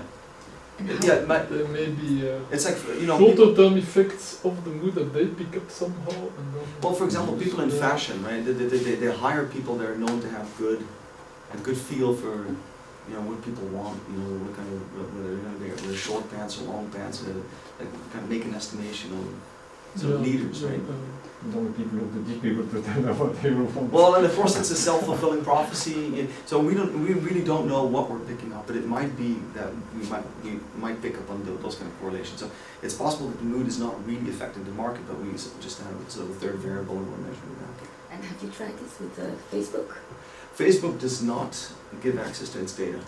Because You it's can a buy it, different but- kind of information you get there too. I Yeah. think, well, personally, I think Twitter is more professionally related and like real personal stuff. That's what you put on Facebook. Facebook is very personal. Very I think It's very personal. very yeah. personal. Yeah. So maybe it would be more explicit there. Could be. It could, yes, it's quite possible. If we had the data, that would be fantastic. But So that's impossible. yeah, and that's another danger here with this kind of analysis, is that this kind of data is owned by corporations, and corporations are not interested in science. They're looking in maximizing profit, and that's fine. You know, that's what we're all trying to do. But Well, that's me. Not you, but we are well, in some way, connected to one of it the depends on how you Everybody's so define it, worried right? about But- Facebook I mean, privacy. I mean, we're all looking to Everybody's better our so law, let me privacy. put it that way. So it's not necessarily evil or bad, but it is very unfortunate because there's a science growing that's based on the analysis of data that is essentially proprietary.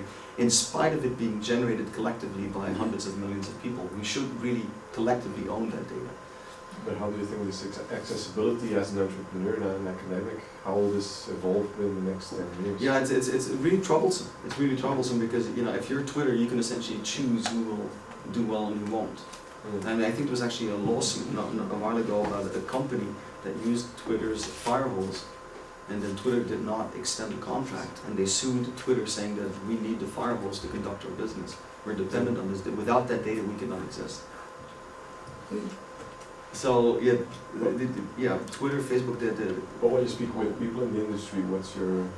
well, everybody's lamenting. I mean, clearly it would be great if the data were available for free, because if you look at GNIP is selling the what they call I think it's the garden hose. That's a 10% random sample, but I think it's going at $8,000 a month.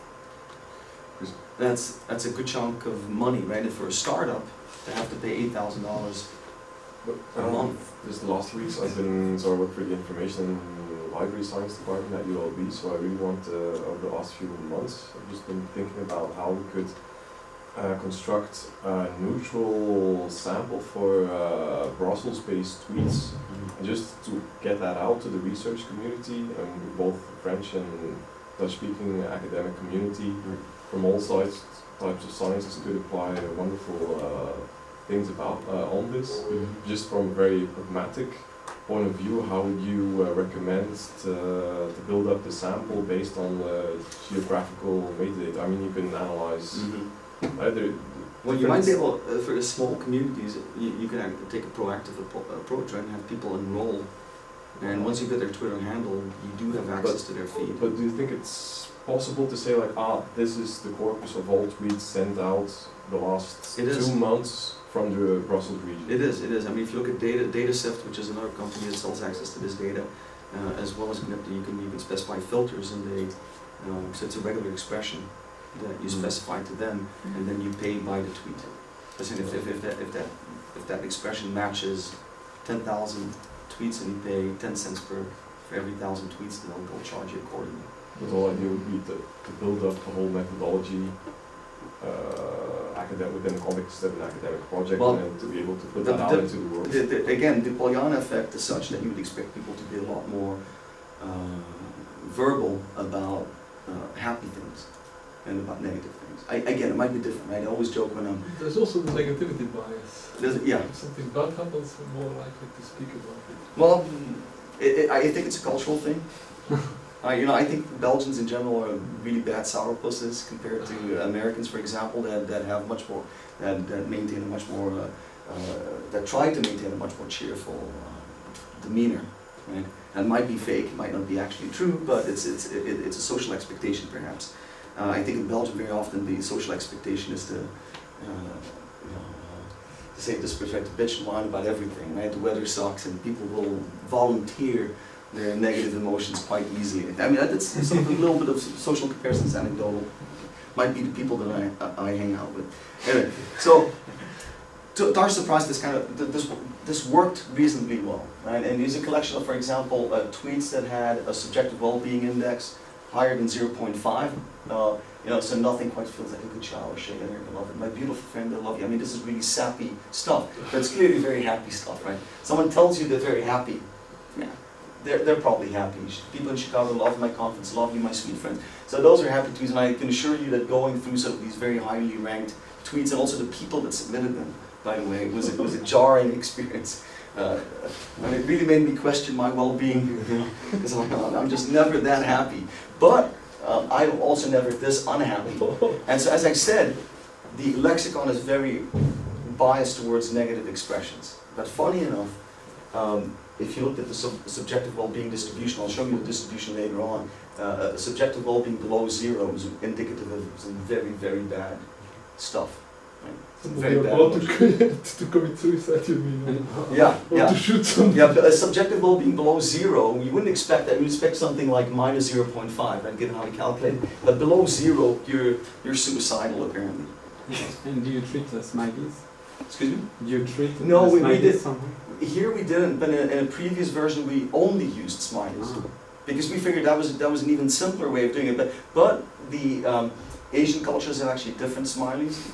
And instead of the eyes, they've got like tildes, etc. So we figured that might not be the right approach. Because in principle, on the web, that's the way to express yes. emotions. And it's very clear. It's very clear. Yeah. The problem is the coverage was very low. People don't use words like body and attack and electrocute. All of these are part of the corpus. Could be part of the corpus, but people don't always use smileys and frownies. So the coverage was too low. We used addition, the results were good, but the coverage was not high enough. Anyway, so now we've got, for every user in that set of 130,000 users, we had an assessment of whether they were in general, over the course of 6 months, submitting rather negative or rather positive tweets, right? And we use that as an indication of their subjective well-being. And as you can see, the distribution is very, very odd, right? So this is the percentage of subjective well-being. This is the scale that goes from -1 to +1. And you can see that there's a big bump right here, a moderately positive effect. And then a big bump around 0, right? And I think this is probably, so it's a bimodal distribution. And what we're seeing is really that the negative and the positive users are splitting themselves up. Again, the lexicon is not very well balanced. Apparently the community is kind of split as well. So this distribution has a bimodal shape, and it's very heavily skewed to the positive end, right? Which is indicative of the fact that most people, when they're happy, they seem to talk about that a lot more than they do when they're unhappy. But when they're unhappy, you will hear about it as well. Moving on, so the way that we study this is to use the notion of assortativity versus this is sort of, most of you here are aware of assortativity in social networks. Do you want me to? No? Okay, I'll explain it then. So this is something that has fascinated people quite a bit, right? And this is the notion of homophily in social networks. And by homophily, I don't mean people of the same sex enjoying each other's company a lot. I'm actually referring to the tendency of people in social networks to have similar features. So if you observe a social network, you'll see that people cluster according to sex, religion, race, hair color, musical preferences, location, right? And people have, so you'll see exactly the difficulties. I don't know whether you can actually redistribute, a lot of these terms of service are based on you not redistributing the tweets or building third-party services. Well, you can't redistribute the tweets, but if you find some methodology which is not too complex. Yeah, but if you're aggregating those tweets and then you're giving them to people who may or may not do things with that data that may or may not be allowed to, in terms of your agreement, it gets really tricky. I think it's a great idea to make it wrong. You can collect the data, but it's much. I think instead of buying the data from someone who wants you to use the data the way they want you to use the data, it might be easier to just get a lot of people together and start following them on Twitter. Well, let's just say that you did on Studio Brussels you gave out a Twitter handle or you gave out a hashtag, and you tell people to start following Tweet for Science. And who knows, perhaps you might be able to get a really good sample. That would be essentially free. But if that is not sufficient, then you'll have to buy the data from dataset or Knip. And they're nice people. I know people like them quite well. They're really supportive and all of that. But they're bound by the same. They're bound by the agreement that they're getting Twitter's data and they're reselling it. So you really have to only just focus on, for example, tweets sent out by mobile devices. I think the GIS code is embedded within the metadata of those tweets, but then you only have a small fraction. Well, actually, a lot of people are working with cell phone data. Cell phone operators might actually be willing to donate some of that data to you. Actually, two of my students actually obtained one of those data sets where you essentially track who calls whom, and it's by the second. And that's fantastic information to track where people are, who they're talking to. So people can do some really interesting analysis, but you don't know what they're talking about because you don't have any recordings of their conversations yet. It's only 30 years ago that Michael Porter from Harvard made his 5 competitive force strategy worldwide, and it was a national explosion in the world. This is turning upside down his strategy. Yes. Because what I learned from you and from the two previous that we are puppets on the strings of the GAFA strings. I mean, there was no talk about the GAFA forces, Google, Apple, right. Yeah, no. And then everybody else is, and then the automated trading, where is individual? Well, and then there's also the possibility that governments get involved in this, right? I mean, I would be very surprised if, at least in the US, a number of government agencies were performing this analysis themselves and looking for useful information to attract from these kind of feeds. It's interesting to see who are your clients. For the moment, I understand it's mostly financial industry. It would be interesting to be able to maybe match these kind of results with other metrics than financial metrics. Public health, for example. I'm very interested in your work for public health. Yeah, exactly. But we are That's very important. We are doing, there's, for example, things like social unrest. There's a very direct correlation between what's expressed on Twitter and Facebook. We have the data. And levels of social unrest. Well, we don't know, but it's a reason that might be the case. So there's lots of things that you can do, but you can also see it in the hands of, depends on who's actually using the data. An interesting question would be whether public mood is predictive towards future public mood. Yes, so the autocorrelation. Yes. Yeah, we've actually looked at that as well. I can show you some of the results. Any results? Well, it depends on what scale, but there's definitely some autocorrelation because there's sort of weekly fluctuations. Like you mentioned before, Monday is Blue Monday. Yeah, exactly. So we did a fast Fourier transform of these time series, and there's definitely a spike at around. I think it's 3 days, 7 days. I mean, that's probably a harmonic, but that's 7 days. It's very similar to the Elliott patterns idea, which is. Excuse me? It's very similar to the idea of Elliott patterns in the financial markets. I know people have tried to correlate these Elliott patterns with moods and fashion and many other things. Well, I mean, the Elliott Wave people, the Socionomics Institute, Bob Proctor, I know these people quite well. That's essentially their claim, right? The markets are mood measurements. And there's a degree of autocorrelation, but not very, much less than I thought there would be. And on a weekly level, which is undoubtedly caused by the calendar, the weekend. People are happy on the weekend. But that's about it. I wonder what this dimension that was most correlated, calm, what does it mean? What people think, feel when they say or when they express calmness? What is it? For example, it's already an effect. Yeah, you can have a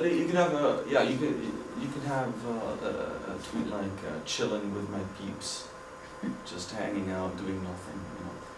Those kind of tweets could be considered calm. Okay, So it's it's essentially something easygoing, less tension, Yeah. idling, in a manner of speaking, just free running, things like Yeah, this. it's when people are sort of relatively secure, when there's very low levels of fear. So they are and able agitation. to think, actually. What is that? So they are able to think, that it's a stewing. Yeah, yeah. It's the opposite of anxiety. Yeah, it's the opposite of anxiety. Yeah. That's how it's conceived. Yeah. But the mood test that we use is adapted, so it picks up. In a manner of speaking, in this kind of calm mood, I don't have to respond to immediate signals that come from the outside, but I have some time to integrate data or something like this, because I'm not in, when I drive, I have to be attentive to driving. When I work, I have to be attentive to my work, etc., etc. And when I'm calm, actually, there is no significant signal that demands my attention. So Yeah, there's nothing impinging on I'm your just interested attention. in this. But I think it's more of a sort of a combination of high valence, if you will, and low arousal.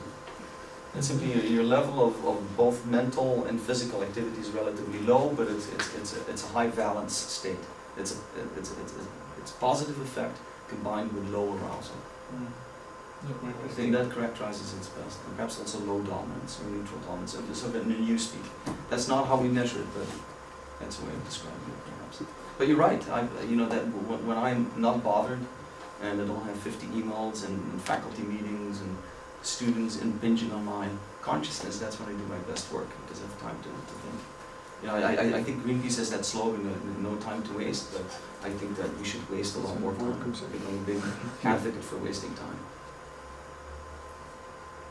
Collectively, I think we should all loiter a lot more. We should do less. Scolaire. What's that? Scolaire. Yeah. Playing hooky is good. But I am very thirsty. Are you going to buy me a beer? Yes. Okay. That was nice.